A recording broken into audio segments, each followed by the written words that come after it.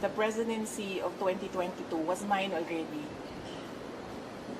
Na nanalo na ako sa surveys, lahat ng tao solid na, united na for my candidacy.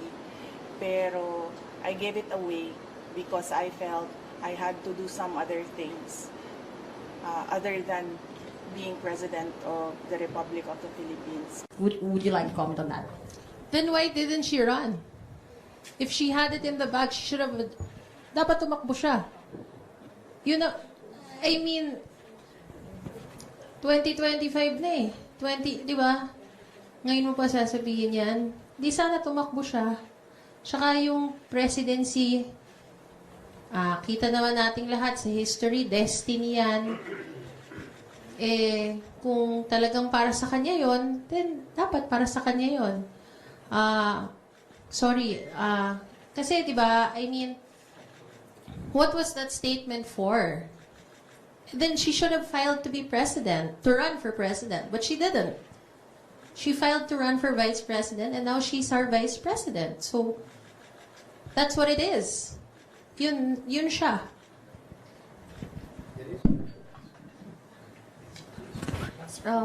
Would you also like to comment on this statement? Ang ganda ng sinabi niya. Yes.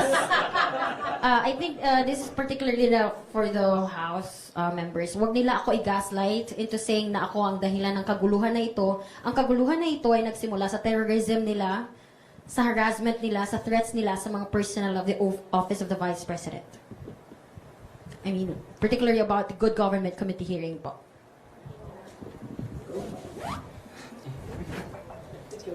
Miss Marian.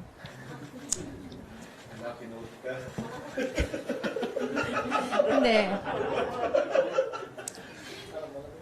To put it quite frankly, hindi naman, you know, if there's smoke, there's fire.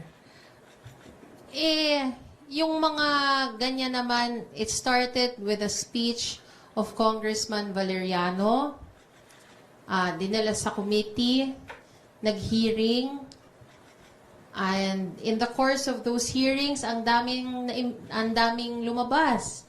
Ang daming acknowledgement receipts, ang daming lumabas na pwede naman sanang sagutin. And it's not gaslighting. Again, it is what it is. Ang dami, hindi naman, di ba, nagpapagod kami, nagpupuyat kami para silipin yung mga dokumento na yon, para isa-isahin. And ang dami naming nakikita. In fact, marami pa kaming nakita na hindi pa namin na itatanong. So, hindi siya terrorism on our part na we're terrorizing the OVP. Had they answered the questions from the very beginning, then sana tapos na sana yung mga hearings ngayon. Ang problema, they spent so much time not attending the hearings, and now that they are attending, di ba? So, kung sana nung umpisa pa lang, pumunta na sila, then sana tapos na, nasagot na sana nila. Yun lang. Uy, sumagot ka. Ganito kasi Maria, no? We're actually promote what we're trying to exercise here is the mandate of this office. I mean the mandate of the legislature. The only way for us to really find out is to hold these inquiries, no? And to hold anybody accountable. Yun lang man talaga yung pinaka gusto natin mangyari in aid of legislation. Tama po yung sinabi ni Kong Pami na we are not pinpointing a specific person here. It's just to happen that the allegation of misuse of public funds are all directed to the office which he occupies right now, which the Vice President occupies right now. Hindi naman ho natin kasalanan yun, di ba? Sabi nga ni Pami Tadhana, nagkataon po na naging Vice President siya. So number one, the issue is there. There are so many questions that up to now have not fully answered. There are so many questions and the manner by which these confidential funds were spent. There are questionable ARs, which I guess only the officers in charge of encashing these funds, in redistributing these funds, releasing these funds, can be fully supply us the answers, the correct answers. Unfortunately, during the course of our investigation, there seems to be an evasion, a direct evasion, to a point that there was a deliberate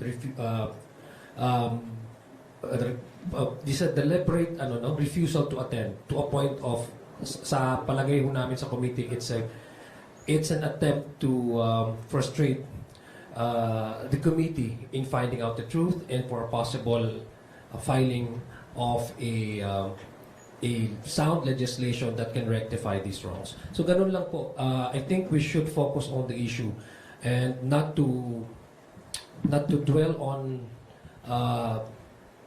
concerns that may divert our attention, which is to hold anybody accountable and to promote transparency in government. In addition po siguro, and to answer the question of Marian of TV5, I think the two quotes mentioned were interrelated in the sense na swing issue.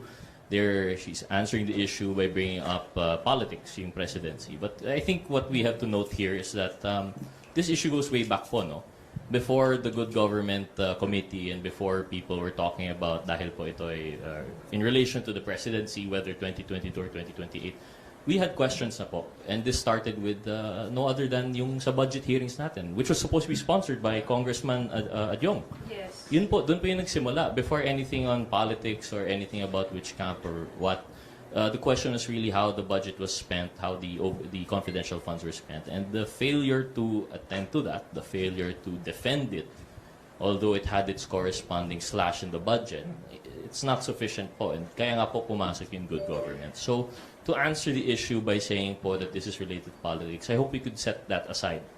Whether a certain person feels na sa kanyang presidency, dati naman, or if it's about the future presidency, we have to set it aside because what we're talking about here is yung accountability doon sa expenditure of the confidential funds. And it just goes to show, it goes back to that point. We've had this question during the budget, we've had it near the committee hearings, and we will continue to have it until we have answers. If the OVP officials, what was the term a while ago, terrorizing or harassing, had they appeared earlier, had they answered our questions during the budget, baka tapos na po yung ating, we wouldn't have had to come to that committee hearing. So I think that's where we're coming from. This is a mandate constitution, power of the purse, together with oversight. Yun lang naman po yung inatupag po namin dito. Yan lang. Thank you. Last na po. Sir, medyo nakakapanibago kasi wala pa po sa calendar natin any good government required committee hearing. May effect po ba yung impact, yung message ni PBBM with that? May ceasefire ba? Yung sa good government, we were supposed to meet Friday, tama ba? No, we were supposed to meet Friday. We were supposed to meet Friday, Marian. And I remember, ako yun, I actually called the chairman na ako, I was of personal opinion kung maaari bang i-postpone yung hearing dahil nabanggit nga ng ating Vice President na she was going to skip the NBI, yung patawag ng NBI, dahil kailangan niyang pumunta sa hearing. So, and the committee agreed to postpone the hearing. So actually, dapat nung Friday nag-hearing tayo. And then, for sure naman, within the day or tomorrow, maglalabas kami ng schedule kung kailan. Ako medyo mag-react lang ako dun sa word na ginamit mo, Miss Maria, na ceasefire. Kasi in the first place, we're not in war with anybody. We're not doing this against anybody. We're actually doing our job. There's a question of accountability.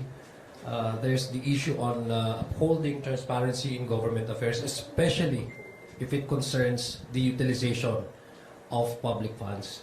So, wala akong giyera dito. Ito po ay mandato ng legislatura. Ito po ay binigay ng Constitution na dapat, hindi lang mandato, it's an obligation and responsibility. So I don't see why some people look at this as something na giyera. So to me, hindi ho ceasefire. We just do our job. We'll continue to do our job. And wala po kaming ginigera sino man o kanino man. Well, again, in addition to that lang po siguro, Marian, no, binanggit po earlier, it's related to an earlier question. And I think regardless po no, of ceasefire na sinasabi kung meron man, it's really a matter of consideration for the committee na baka po yung resource persons are still gathering, availability of the congressmen.